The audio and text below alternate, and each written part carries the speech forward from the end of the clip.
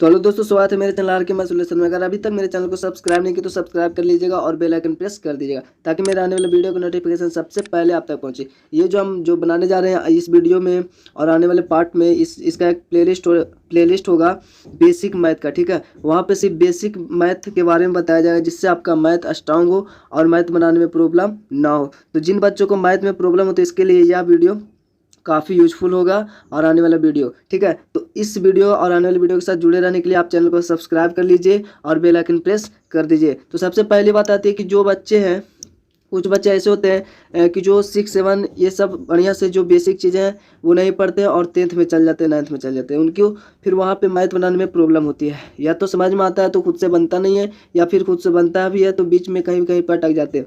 कहीं पे एलसीएम बनाना भी होता है, उनको पता नहीं चलता है कि कैसे यहाँ पे करें। ठीक है, या फिर कोई कम्पिटेटिव एग्जाम दे रहे होंगे तो उनको भी बेसिकली कुछ पता नहीं होगा, तो उनको भी वहाँ पे समझने में प्रॉब्लम होता होगा और बनाने में प्रॉब्लम होता होगा। क्योंकि जो कम्पिटेटिव एग्जाम का तैयारी करते हैं उनको वहाँ पे शॉर्ट में बताया जाता है और कम समय में उनको बताने का मतलब मैथ बनाने का तरीका बताया जाता है।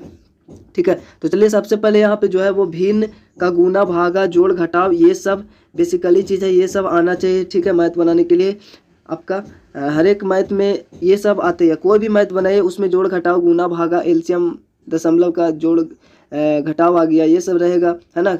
इक्वेशन रहेगा, क्रॉस मल्टीप्लिकेशन, वर्ग, ये सब ही रहेगा। ठीक है, ये देख रहे होंगे यही सब तो होता है।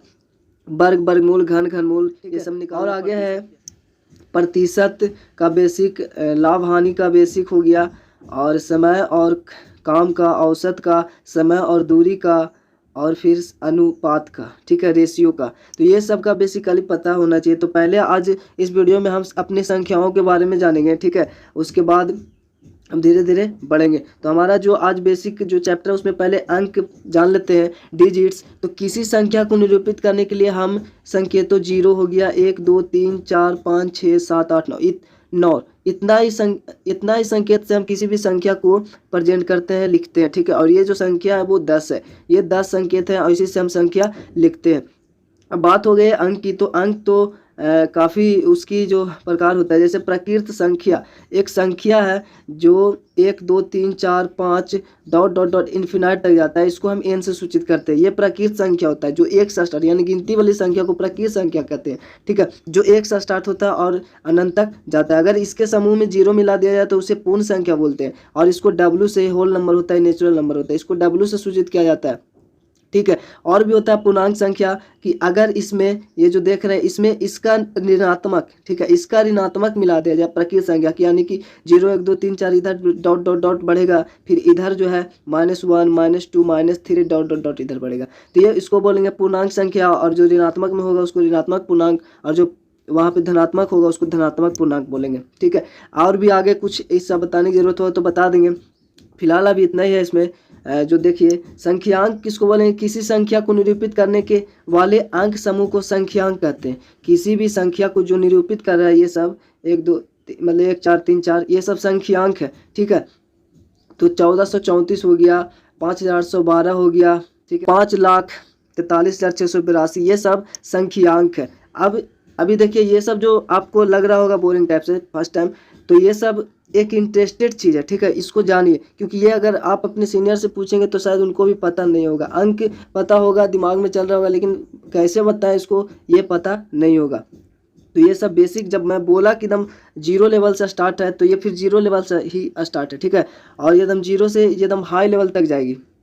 ठीक, अब संख्यांकन, तो किसी संख्या को अंकों में प्रकट करने की विधि को संख्यांकन कहते हैं। बहुत लोगों को नहीं पता होगा ये सब। ठीक है, संख्या नाम तो आपको पता ही होगा, जो संख्या को नाम लिखते हैं, किस तरह इसको बोलें पता नहीं होता। किसी संख्या को शब्दों में प्रकट करने की विधि को संख्या नाम कहते हैं, ये तो पता ही होगा। ठीक है, और चलिए आगे बढ़ते हैं। तो यहाँ पे देखिए एक चीज़ आती है वास्तविक मान और स्थानीय मान। जब आप संख्या पढ़ रहे हैं तो उसमें वास्तविक मान और स्थानीय मान आपको बहुत, जैसे ये एक संख्या लिखा हुआ है तो इसका मान ले सपोज आपका 6 है। ठीक है, तो इसका स्थानीय मान क्या है, तो ये गिनेंगे इकाई दहाई है। ठीक है, वो दहाई स्थान पे है, यानी 6 × 10 तो हो जाएगा कितना 60, और उसका फेस वैल्यू यानी स्थानीय वास्तविक मान कितना है, तो वो 6 है, वास्तव में 6 है। ठीक है, इस तरह से क्वेश्चन होता है, बोल देगा दोनों का अंतर बताइए। प्लस यानी स्थानीय मान और वास्तविक मान का अंतर क्या होगा, तो 60 - 6 का अंतर हो जाएगा आपका 54, या फिर योगफल कितना होगा, इस तरह से क्वेश्चन पूछे जाएंगे। ठीक है, तो चाहे जितना भी लंबा हो आप बता दीजिएगा। बड़ी संख्याएं को हम दो तरह से उसको दो पत्तियों में लिखते हैं और पढ़ते हैं। जैसे पहला भारतीय स्थानीय मान पत्ती हो गया जो हमारा इंडिया में चलता है। यहाँ पे सैकड़ा, यहाँ पे वंश इकाई होना चाहिए था, किताब में ऐसे लिखा हुआ है वंश होना चाहिए था। वंश में जो आता है हमारा इकाई, ये जो हमारा देख रहे हैं ये सब पीरियड है, ये सब आवर्त कहलाता है। ठीक है, ये सब आवर्त है, ये सब, और कॉमा भी दिया जाता है, तो आवर्त के बाद ही दिया जाता है, अभी बताएंगे आगे। तो इकाई जो होगा यहाँ पे वंश होगा, वंश आवर्त में इकाई, दहाई, सैकड़ा आता है। फिर हजार वाले आवर्त में हजार वाले आते हैं, हजार, ये सब स्थानीय मान है, 1000, 10,000। लाख वाले आवर्त में लाख, 10 लाख। करोड़ वाले आवर्त में करोड़, 10 करोड़ तक आएंगे। फिर आगे आएंगे आपका जो आएंगे, तो इसी तरह से होता है। ये तो हमारा था भारतीय स्थानीय मान पत्ती, लेकिन जो हमारा इंटरनेशनल लेवल पे होता है अंतर्राष्ट्रीय स्थानीय मान पत्ती, उसमें आपका लाख नहीं होता है, करोड़ नहीं होता है, वहाँ पे मिलियन, बिलियन, ट्रिलियन इस तरह से चलता है। तो उसमें देखेंगे अंतर्राष्ट्रीय में, तो यहाँ पे वंश, ये भी आवर्त है, ये भी आवर्त है, ये भी आवर्त है। ठीक है, तो वहाँ पे इकाई हो गया, दहाई हो गया और सैकड़ा हो गया। ठीक है, ये तो आवर्त हुआ। उसके बाद 1000 हुआ, तो 1000 में 1000, 10,000, उसके बाद लाख होना चाहिए था। हमारे इंडिया में लाख होता है, लेकिन यहाँ पे लाख नहीं होगा, यहाँ पे लाख को 100,000 बोलेंगे, क्योंकि 100,000 बराबर 1 लाख होता है। ये हज़ार में आया, इसलिए हज़ार वाले पीरियड में ही होगा। ठीक है, उसके बाद हमारा 10 लाख आता है, तो 10 लाख बराबर 1 मिलियन होता है, 1 मिलियन होगा। और उसके बाद 10 मिलियन होगा, क्योंकि 1 करोड़ में 10 लाख का पेयर 10 बनेगा, 10 मिलियन होगा। ठीक है, उसके बाद आपका 100 मिलियन होगा, इसी तरह से ये चलेगा। ठीक है, तो ये होता है। और हम कॉमा किस तरह लिखते हैं, जैसे हमने ये संख्या लिख दिया इतना बड़ा। ठीक है, तो अगर इंडिया लेवल में लिखना होगा तो वंश में हमारा इकाई, दहाई, सैकड़ा आता था, तो सैकड़ा के बाद कॉमा देंगे। और भी संख्या लिख लेते हैं। ठीक है, यहाँ पे कॉमा पड़ेगा 3 अंक बाद। फिर हमारा 1000 का पीरियड था, तो इकाई, दहाई, सैकड़ा, 1000, 10,000 तक, फिर तो लाख आ जाएगा, तो इसलिए यहाँ पे कॉमन देंगे। ठीक है, फिर लाख, 10 लाख, फिर 10 लाख के बाद कॉमा दिवाता अगर कोई आगे संख्या होता तो यहाँ पे पीरियड के अकॉर्डिंग कॉमा देते हैं। तो वहाँ पे फर्स्ट टाइम 3 अंक के बाद कॉमा, फिर 2-2 अंक के बाद कॉमा दिवाता है इंडियन लेवल में, इंडियन जो भी पत्ती है प्लस वैल्यू सिस्टम उसमें। और अंतर्राष्ट्रीय सिस्टम में हमारा कोई संख्या लिखा हुआ हो, तो यहाँ पे देख लिए 1, 2, 3 है ना, 3 स्थान के बाद यहाँ पे एक पीरियड है, यानी आवर्त है। ठीक है, तो यहाँ पे 3 अंक के बाद कॉमा दिया जाएगा इंटरनेशनल लेवल में। ठीक है, तो चलिए मिलते हैं अगले वीडियो में। और वीडियो अच्छा लगा तो लाइक, कमेंट, शेयर जरूर कीजिएगा, और चैनल को सब्सक्राइब नहीं तो सब्सक्राइब कर दीजिएगा, बेल आइकन प्रेस कर दीजिएगा।